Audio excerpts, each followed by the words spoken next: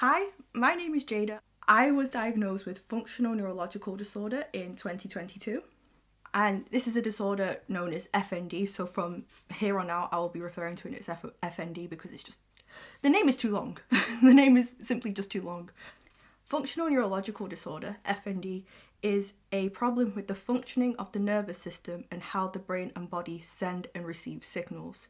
So the way it was described to me was that, like, think of yourself as a computer. So like the hardware of the computer is fine, but but there's a software issue. So like my physical body is absolutely fine. It's just that the signals from my brain to my body are misfiring and not sending correctly, which is what is causing the symptoms. So for me, my symptoms is that I have right-sided weakness. So my right side is significantly weaker than my left, which is just not helpful because I'm right-handed and I'm right-legged. So, you know, that causes issues. It significantly affects, you know, my ability to walk long distances, carry heavy things, do things for a prolonged period, because along with the right-sided weakness, I get fatigue, I have chronic pain.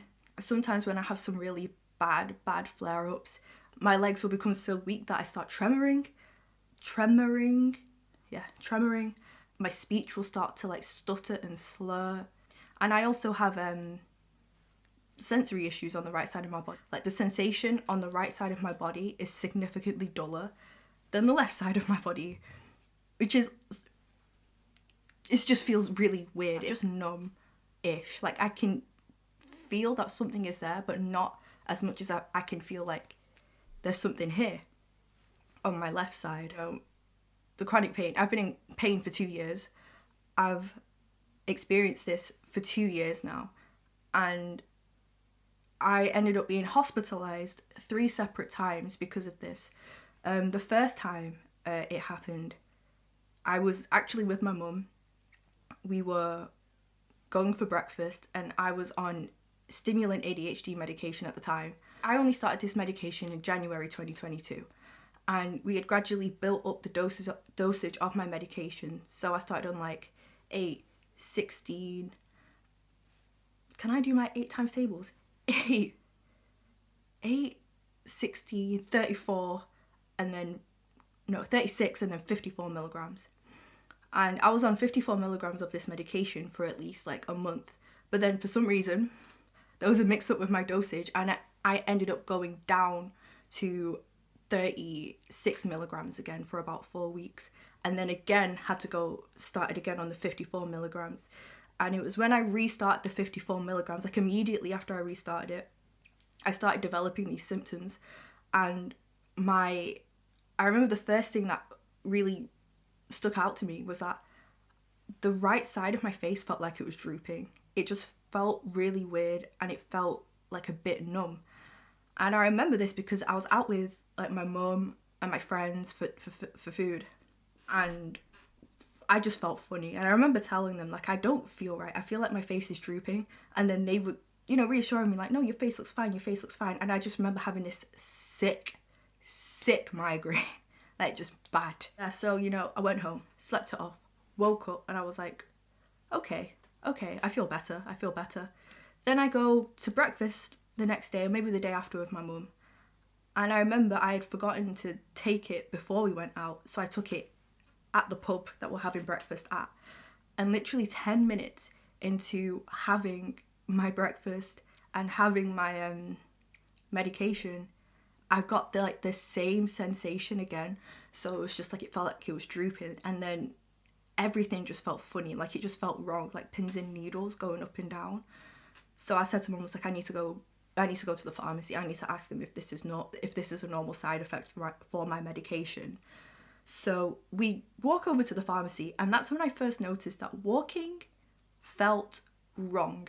It just felt wrong. It just didn't feel like how I normally walk. Walking felt very wrong. It felt very uncomfortable, and it was really like exhausting to just walk from where we were to my local pharmacy, which was only realistically a 5-minute walk. But I was really struggling. And when I got to the pharmacy, like, if you live in the UK, You know, like before anyone says it, you know that booking a doctor's appointment on the same day after 8 a.m. is just not gonna happen. It's just not gonna happen. So nothing in me even considered to call my GP because I just knew they were not gonna see me. So that's why I decided to go to the pharmacy. I go to the pharmacy and I tell them my symptoms. I'm like, I feel like my face is drooping. My right side of my body feels weak. I just don't feel very well. Like I feel nauseous just after walking here because my leg feels weak. Rightfully, they were concerned because the symptoms I was describing sounded like a stroke. So, you know, they did my blood pressure. My blood pressure was a bit high, but that was like, you know, another common side effect of the ADHD medication. They ended up closing the pharmacy so that they could call me an ambulance. And then the ambulance came. The ambulance workers were like, we don't think you're having a stroke, but we also don't know what's wrong with you. So you're going to have to go into hospital, go into A&E. So I go and I get put into the rapid assessment unit and I get all the head scans, CT, MRI. One of them. Which I don't know which one it was. I can't remember now. And blood test done, and I just remember just feeling ill. Like, there's a picture, if I can find it, I sent my friend a picture of me sat on the hospital bed with sunglasses on because I had the sickest migraine, like the sickest migraine, and they're sending me for all these tests, and they just couldn't, everything came back clear. So they were just a bit stumped, and I told them, you know, the stuff going on with my medication, and they said, oh, it might be that. So yeah, I ended up being hospitalized for 3 days because they simply just couldn't figure out what was wrong with me, which if you know anything about FND, and if you're watching this video, either you probably have it or you don't know anything about it, but FND is hard to diagnose because there are no like physical like symptoms that will come up in a test to identify this as FND. So when I was in hospital the first time, I had all the tests done, I saw a neurologist, and you know, she identified that I had, you know, altered sensation on the right side of my body. The right side of my body was weaker than the left, which just doesn't make sense because I'm right-handed and right-legged. But there were no like acute neurological issues that could, you know, suggest that anything was physically like going on with me that they could identify. And the most I got from that visit was just stop taking your ADHD medication because we think that's what is causing it. As I was getting discharged, I asked the doctor, like, how long do you think it will take for my strength to come back? Because at this point, I was such a physically active person. I was going to kickboxing, kung fu, and I just rejoined Taekwondo, and I was supposed to be in a Taekwondo, like, patterns competition. So I was asking him, like, well, how long, genuinely, how long do you think it would take for me to regain my strength? Unhelpfully, my man said, it's just a matter of time. Just give it time. If I could see that doctor now. I get sent home basically with no idea what's going on with me, no way of knowing how to make myself better, and now unmedicated for my ADHD, right? Fundamentally, just unhelpful. I go home to my uni flat and I am just struggling because I had to go to the pharmacy to pick up some medication for my migraines and just for the pain. Oh yeah, the first night in hospital, my whole body, like the whole right side of my body was just in pain. Like I was in so much pain. So they prescribed me some dihydrocodeine. So I went to the pharmacy to pick up that once I came home. Walking from my uni accommodation to the pharmacy, again, it's only like a 5-10 minute walk. That walk was treacherous. Like, I couldn't breathe. Everything hurt. I was lightheaded. I thought I was going to pass out. I was like, this is not okay. Like, this is weird. But I was like, you know what? First day out of hospital, you'll be fine. Just give it time. Just give it time. Your strength will come back in time. Jump ahead like a week and a half. Nothing was getting better. If anything, it felt worse. And eventually I just had to go home. I had to go back to my mum's house because I needed her. I needed her to look after me, essentially. I just felt unwell. Leading up to the second time I got hospitalised, I was just talking with my mum in the kitchen, and I just felt a wave of just I felt ill, I felt lightheaded, I thought I was gonna pass out. My mum like took me from the kitchen, like she helped me up from the kitchen, and I was just weak. Sat me on the couch and dialed 111, and they came, and that's when the weakness had gotten worse in my right leg, in my right arm. My speech started slurring, like, and stuttering, and I was just confused. I was like, what is this? Like, what is this? So again, I get taken to hospital because I'm presenting like symptoms of a stroke. I get to hospital and the doctor's there. I think this was my first like big breakdown where I think I realized that this is not something that's going to go away within the time frame that I want. You know, they have you sat in A&E and then they take you to a separate room and they examine you.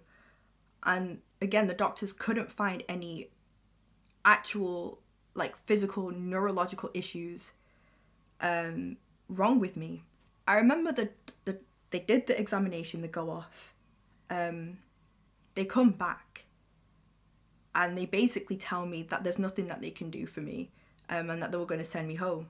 And at this point, from the ambulance to the room in A&E, I was in a wheelchair and I couldn't walk. Like, the left side of me perfectly fine, the right side of me was weak. Every time I took a step with my right leg, it was like trembling, like weak. At this point, I'm upset because I'm having these doctors look me dead in my face and tell me that there's nothing wrong with me and that I'm fine and that they're going to discharge me and they're going to let me go home. So I just start crying, right? I start crying because I was like, there's no way you're sending me home. There is no way you're sending me home when I have my right leg, my dominant leg is weak. I can't walk and I'm only 23 years old. I was like, I know that's not what you're telling me. I was like, I'm a physically fit person. I do martial arts. I work. I have a job. I have things to do. I have a competition coming up in like 2 weeks and you're telling me that I'm fine? It's like, there is no way you're telling me that I'm fine. It's like, you have to do something here because I can't walk. You're sending me home. How do you suggest I get home when I can't walk? I was saying it a lot. I was saying it a lot softer than this, with a lot more tears, just crying. And I guess they felt bad for me, thankfully, because they decided to keep me in to have me be seen by a neurologist there. And while I was waiting to be moved to a room, they brought in two ladies from the physio department and they gave me crutches to walk with. And honestly, one of the ladies that I saw actually was part of the same like taekwondo group that I was in. So she really understood why I was very upset. She really understood why I did not want to be in this situation whatsoever and why I was so like worked up about being told that there's nothing that they could do for me. So that's the point where I was given crutches by the hospital to use to, you know, get me walking. But the only thing with that was that it kind of really hurt my right arm because of the weakness in my right arm. When I finally got moved to a ward, and how long was I there for? It must have been like 3 or 4 days. I was there longer than I was in the first hospital. I did see the neurologist. I think I had some more tests done, but they just came back clear, as it would do because this FND just doesn't show up on tests, like I've said. I saw the neurologist and he did something called the Hoover's test on me. Okay, so according to FND Hope again, the Hoover's sign for functional weakness, where a person may have significant weaknesses of one leg when they are consciously trying to move it, but the power in the leg returns to normal when movement is triggered in a different way, usually by asking the person to lift up their other leg. This causes a reflex pushing down off the other leg from the hip. In this way, it can be positively demonstrated that the leg can move and therefore that the basic wiring from the brain to the muscle is intact. Basically, when you say you'll lift it, you have your legs, right? Say that's the heel. My right leg, say I'm trying to lift my right leg and I'm struggling, naturally I will compensate with the left and push down on my left heel to try and lift the right leg, right? So if I had like a neurological order like MS, and I'm trying to lift my left leg would just lift and there'd be no pressure pushing down from the right leg because there's supposed to be weakness. I think I explained that right. If I didn't, I'm really sorry, but that's how I think I remember it being explained to me. And basically, because there was pressure being pushed down each time I lift the leg, it showed that there was no like neurological damage. It's just that the signals from the brain to the body are misfiring. But it also doesn't mean that these symptoms are made up. I think I really need to make that really clear. These symptoms are not made up. I don't want to live like this. This is super inconvenient. This would be a super inconvenient thing to make up when I have things to do, you know? They did the Hoover test on me, and, you know, just some usual like strength tests like push, pull on this, And yeah, that's when I first got diagnosed with a functional neurological disorder. And that's when he, you know, told me about the misfiring from the brain to the body. He said that it can be fixed with, you know, therapy, like psychotherapy, CBT, cognitive behavioral therapy, some type of therapy. FND is like on the cusp of psychology and neurology, so you need like the psychological therapy and the physiotherapy in tandem with each other in order to like overcome FND essentially. But there's no like there is no cure. It's just either you just learn to deal and manage with the symptoms as best as you can, or for some people it actually does clear up, but there's always a chance that it can come back when you're under extremely stressful or traumatic situations. So I was diagnosed with it, and then he gave me a website, I think it was FND Hope actually, to look at, because he said, you know, a lot of it is knowing that you have FND can also help to alleviate some of the symptoms, because the stress of not knowing can make it a lot worse. So I was like, okay, cool. So I read up on it, I read through the symptoms, and I'm like, yeah, this is definitely me. I'm definitely struggling with these things. And then I get, you know, told I'll be getting physiotherapists coming to my house to help me with my physio. Ultimately, the physio didn't help because the physiotherapists weren't neurophysiotherapists, so there was nothing that they could actually do for me. I got sent home with the crutches. Crutches are just uncomfortable. I don't have anything nice to say about crutches. They hurt. They're uncomfortable. They're not nice on the hand. They're uncomfortable. I don't like them. And they're ugly. I was doing what I could. The only things I knew how to do to try and like build my body back up, because I was not in a good place. Because I joined a Facebook group, and at first it was nice to just be in a community of people who have, you know, like the same condition, but then reading that people have had it for like 5 years, 10 years, 15 years, it did start to depress me a little bit, because in my mind, what I had latched onto was the doctor saying that, you know, there's people who have recovered from it. It might come back, but people have recovered from it. I was like, cool. But then seeing the longevity of how long I could actually have this, like through this Facebook group, really did a number on me. It really did. So that was it was a very hard transition in the beginning, to being a really fully able-bodied girly to having to use crutches to walk. And I was in I was in denial. I did not want to use those crutches, right?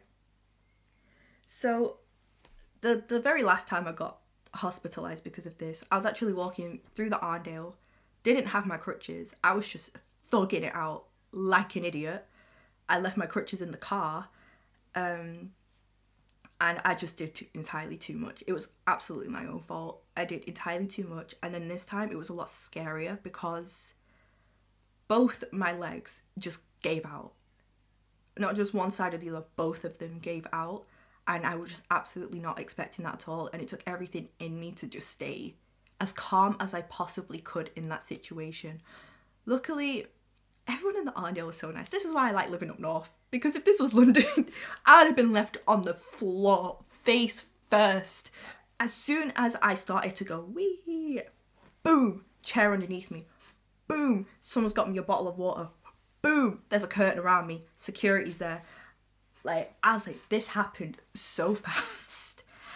And I couldn't move for like, I couldn't move both my legs. Like, it was very scary. I'm laughing now, but it was very scary, and it caused me a lot of anxiety for like a good few months. Again, the ambulance comes, my speech is slurred, I can't really like I can't lift myself up to walk. They put me in a wheelchair, get me in an ambulance and get me to the hospital.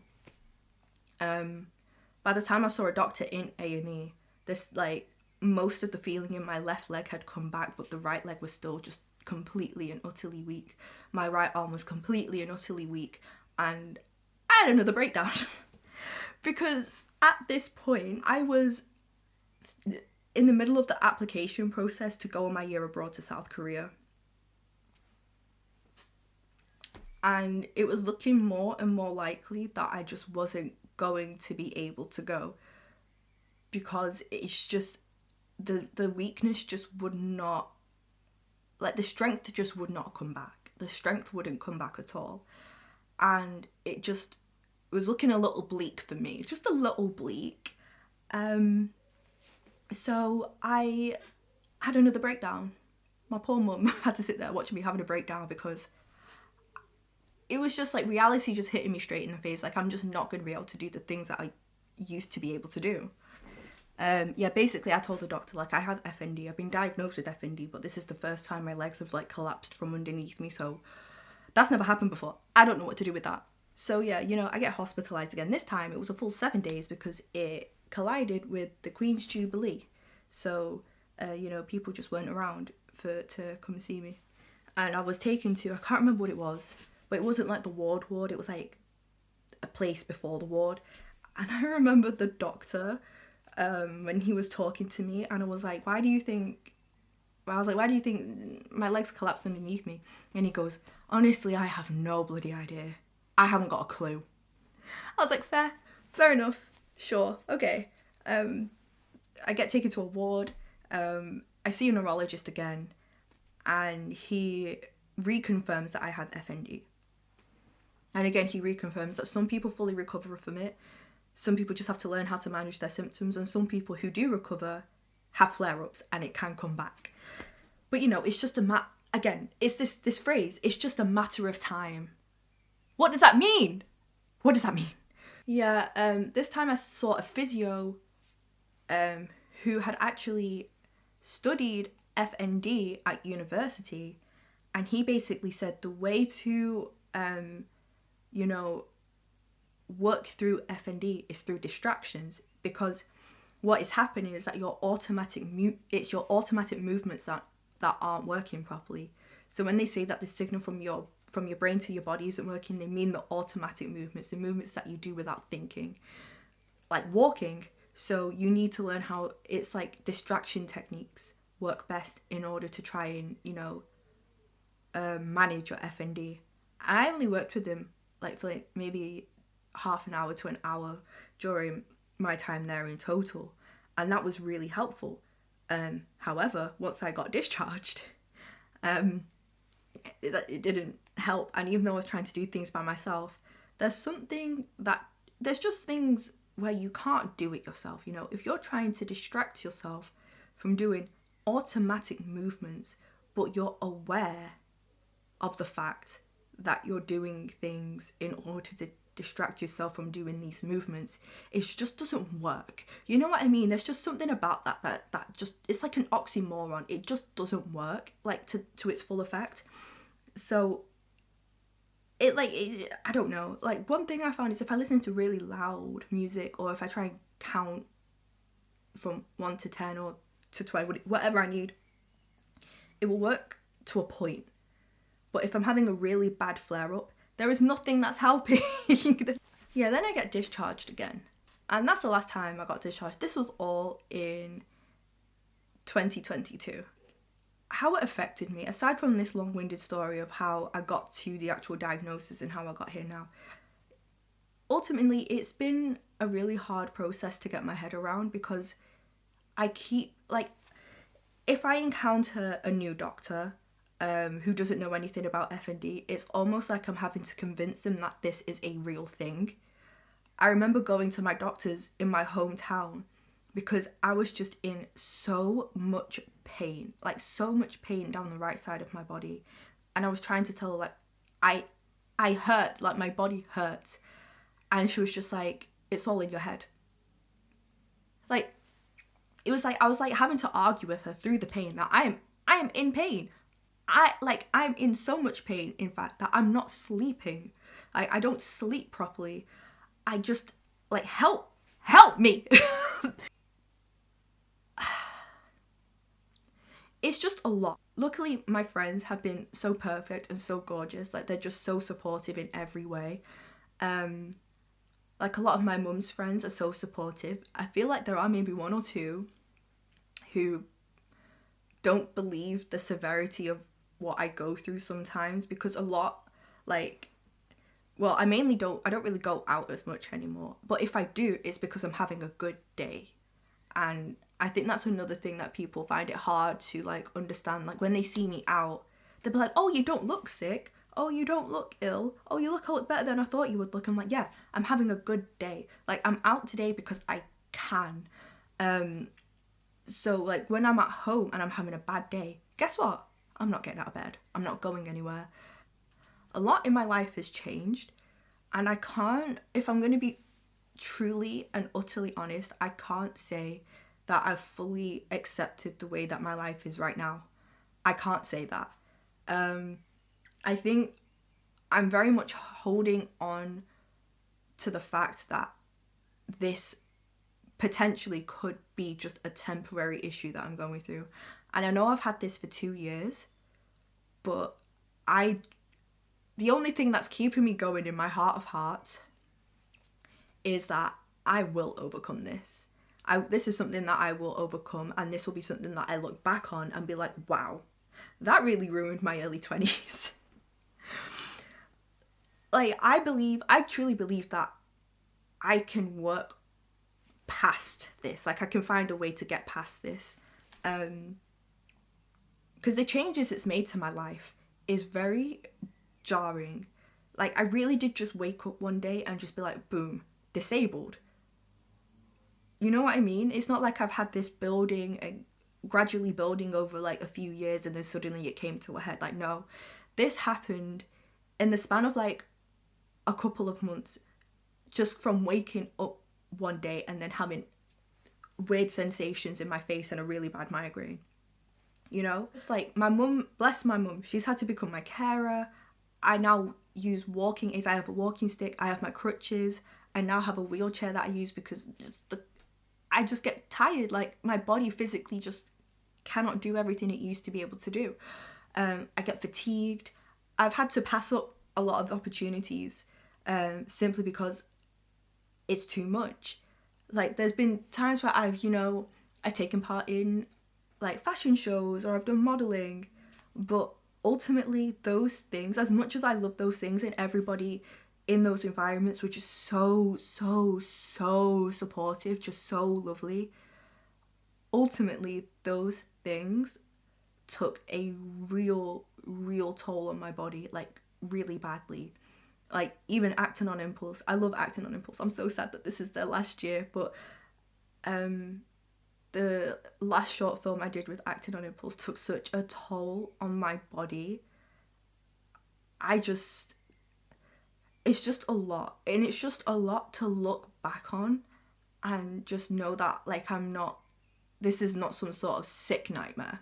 Like, I think it's just so hard because I used to be so active. I used to be going about, doing my martial arts, working 2-3 jobs, going to uni, partying with my friends, socialising with my friends, doing dumb stuff just because I can, to now having to pre-plan everything that I do, essentially not being able to go out anywhere alone in case I have a fall, in case I get too weak to take myself home, in case of anything happening. Having to like weigh up my options on, can I go do this thing that my friends want me to do with them? Can I go to this place that my friends really want to go to? Does this place have a a significant amount of stairs? Does this place have a lift? Is this place accessible? Like all these things that 2 years ago I didn't have to think about, to now where it's very much a daily thought in my life whenever I want to go and do something. It's just really, it's a really hard transition to go through.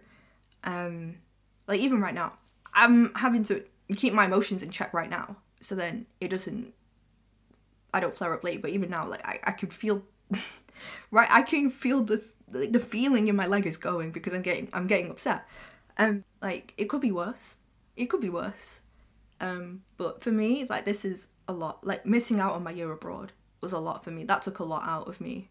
Having to retake another year of uni because of my health, and then missing out on like graduating with one of my best friends took a lot out of me.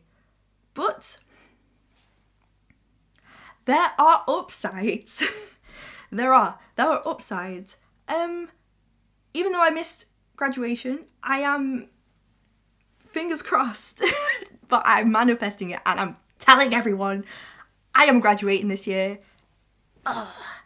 F&D didn't stop me from finishing uni. It tried. Lord knows it tried, but I'm better than F&D. I am better than F&D. I, like, even though this was like last year or year before, I can't remember when, I still took part in that fashion show, and the dresses that I wore were gorgeous, the makeup that I had done was gorgeous, and my hair was gorgeous, so thank you for that. I think because I'm stubborn, maybe it's the ADHD in me, I don't know, but I don't want to accept a lifestyle mentally when I know fundamentally it doesn't make me happy. What makes me happy, delusional or not, is the fact that I have a chance if there's a chance if I keep pushing enough, if I keep pushing my GP, the neurologist that I'm under, if I keep pushing them to help me find a way to even at least manage these symptoms, that I'll be able to have my life back to a semblance of what it was instead of this, you know? Like, it's just like the small wins. Like, even I think it was last year, I got my yellow belt in Kung Fu. I cried like a baby. That was such an important, I don't know, I'm gonna cry again. Like, that was just so important for me, you know, because I love martial arts. I love it. It's like, I think that's another thing. I've not found anything yet that gives me the same joy as what martial arts is. I've just not found anything that gives me that same sense of joy, and I think that's why I'm finding it so hard to accept that this is my new way of life. And I think, I don't know what that thing will be, but I'm hoping that whatever it is, I can use, I'm just hoping that it will come to me soon, you know? Yeah, but there are the wins, there are wins. Luckily, everyone in my life, everyone that I have in my constant circle, are just so supportive, and I really love you all for that, because I don't know what I would do without you guys. My friends love my walking stick to the point where one of my friends actively makes jokes about stealing it from me. If you made it this far into the video, hi. Thank you so much for watching. Honestly, I think this might be the first and last time I go into depth about my health. Because quite frankly, this was a lot. It was a lot. I don't want to talk about it anymore. If you want to see more videos from me, please subscribe. I do make videos. I am now planning to use my summer to make more videos. Also, thank you to my friend Ken for lending me his camera. What a babe. Really appreciate it. The quality's not that good. It's me. I'm the issue. It's completely me. A skill issue, if you will. Thanks for watching, and hopefully I will see you in the next video. Also, I will leave links to information about F&D down below, because I know I was not that informative, but I was more just trying to get my story across more than anything. So, but yeah, links will be down below for any information if you want to read up on F&D. But yeah, thanks, bye.